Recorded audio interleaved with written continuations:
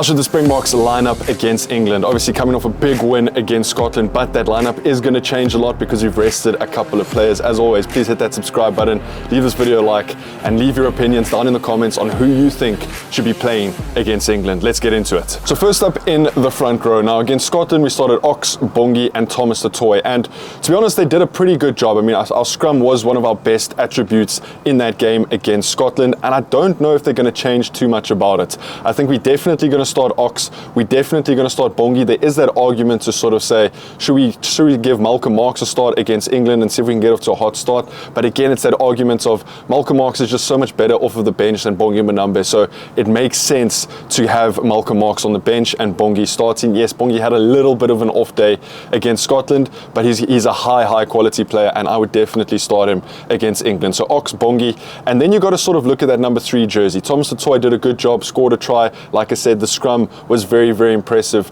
from the Springboks, and the added factor is that he plays in the English Premier League Premiership, so he'll be playing against some of the guys. He knows the English style, right? He knows how to scrum against them, he knows how to play against them, so that is a little bit of a bonus for Thomas du Toit. You've obviously got Vincent Koch, and the argument there is let's start with 3 guys from the Sharks who know each other very well. Or you could throw in someone like a Volko Low. I don't think that's going to happen. I think Volko is only probably going to get an opportunity against Wales. So for me, I think let's continue the momentum and give Thomas du Toit the start with all those added factors of that he plays in the English Premiership as well. So Ox, Bongi, and Thomas du Toit. The locks, Eben Etzebeth and Franco Mostert, it's going to be for me. I think Archie Snyman is such an impactful player coming off of the bench, and he came on very early against Scotland. So I think I would share the workload like that, right? Sort of play Franco Mostert for 40 minutes, Archie Snyman for 40 minutes, and there is even an argument that you could be starting Archie Snyman. We've also got Jean Klein in the locker. I just don't know if he's going to get an opportunity against England. I think he's more there if there's an injury or something of that sort. So I think we go with Eben and Franco Mostert, and then into that loose trio, which I think is going to be a complete change to what we saw against Scotland, right? Now, Sia did pick up a knock on his eye, and it swelled up quite heavily after the game. So there hasn't been any news on whether Sia is fit or not. I'm going to be optimistic and probably think that he is going to be fit and is going to want to play against England. So for me, obviously, Sia Kolisi starts in that number 6 position, and he's going to captain. 7, I don't think there's any debate here. Pieter-Steph du Toit will start in that number 7 jersey. He had a great cameo against Scotland coming off of the bench, and he's going to be world class against England. Then into that number 8 debate, and again, we saw Kwagga start against Scotland. Not his best performance. We had Jasper Visser coming off the bench. We had Ulrich Loh playing on the side of the scrum in that number 7 jersey, who I thought had a decent game.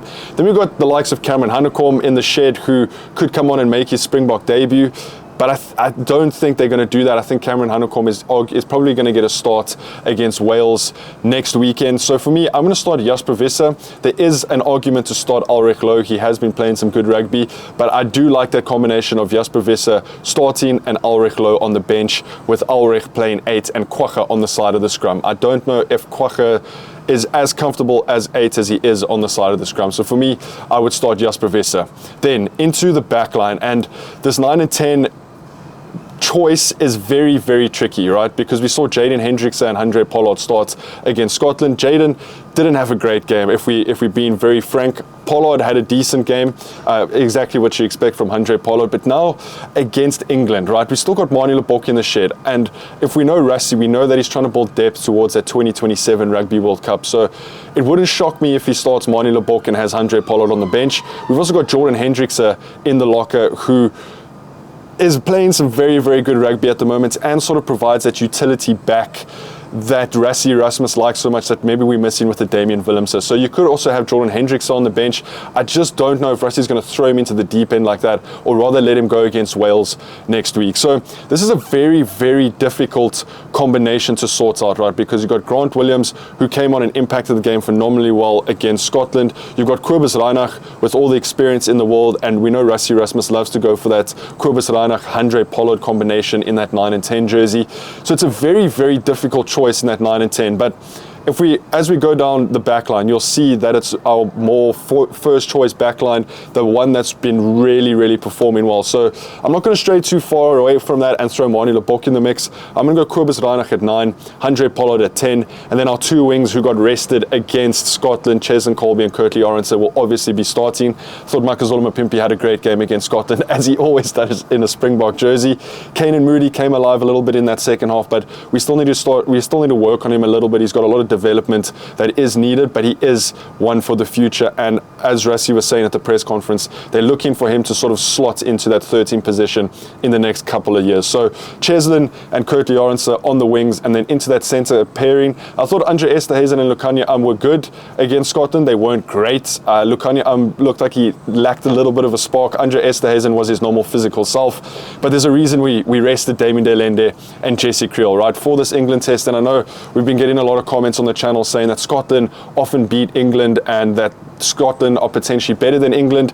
Not against the Springboks. I think you got to look at the style. Scotland's style matches up very nicely against England, where England and SA play almost similar styles of rugby. So it's normally a stalemate, and they get up for this game. It's a big rivalry within world rugby. So the English will be on high alert. They've come off 2 losses now against Australia. The Springboks are flying high, so England are going to have to get up for this game, and I think they will, which is why we've saved these players for England, because of this, the quicker turnaround, and because of this sort of rivalry between England and South Africa. So Damien de Lende and Jesse Kriel in the centres. Then their number 15 jersey, Willie le Roux or Apalele Fassi. Now, Willie had a very good game against Scotland. One of our standout players for me. He showed his experience, how he can control a game. He created a couple of things. He had that beautiful cross kick to Mapimps. His game management was good, putting a couple of kicks through. But I think that, like I said in my previous video, I think the plan was always for Willie le Roux to start against England and for Willie to start against Scotland, and for Apalele Fassi to start against England. Apalele has been playing some phenomenal rugby, and that 15 jersey for the Springboks is arguably Apalele Fassi's to lose, right? I think he's extremely good under the high ball. His counter-attack is a little bit better than Willie le Roux. It's just, can he manage the game? Can he manage the pressure at Twickenham? It's a big game, and I think he can. So for me, especially with Handré Pollard at 10 and not Manie Lebok, I'm going to start Apalele Fassi in that number 15 jersey. Then into the bench. Now, we could have a conversation of, is Rassie going to go for a 7-1 split again? Probably not. I think we're going to go for the Springboks' more conventional 6-2 split. And there maybe even is an argument to go for a 5-3 split. I don't think we're going to do that. I think we're going to go for a 6-2 split with Malcolm Marx in that replacement hooker position and Gerrit Steenkamp and Vincent Koch as the replacement props. Now, obviously, you do have Volkolo who misses out again, but I think that was a good combination against Scotland. The 3 starting Oxbongi Thomas, and then the 3 on the bench, Malcolm Marx, Gerrit Steenkamp and Vincent Koch. And I don't think we're going to stray too far from that. Into the lock, Archie Snyman is going to come on. I mean, he's just an absolute animal coming off of that bench with his offloads. He creates opportunities, he's very good in the line out. So Archie Snyman, I don't think Jean Klein is going to get an opportunity in this game. And then we're going to go for 2 Lucies.